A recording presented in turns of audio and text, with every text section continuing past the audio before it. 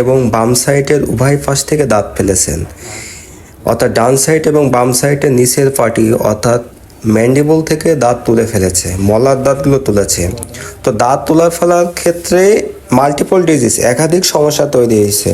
আপনাদের একটু ভিডিওটা খেয়াল করে দেখবেন যে উনি নিচের থেকে দাঁত ফেলেছে এবং নিচের থেকে দাঁত ফেলানোর কারণে নিচে যেহেতু সাপোর্ট নাই, উপরের দাঁত নিচের দিকে নেমে চলে আসছে।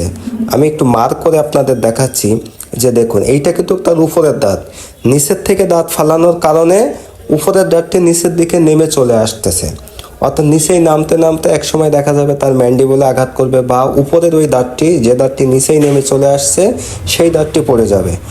উনি বিগত কয়েক বছর আগে নিচের থেকে মলার দাঁতগুলো ফেলে দিয়েছে, নিচের থেকে দাঁত ফালানোর কারণে উপরের দাঁত লম্বা হয়ে নিচের দিকে নেমে চলে আসছে, কারণ নিচে কোনো সাপোর্ট নাই।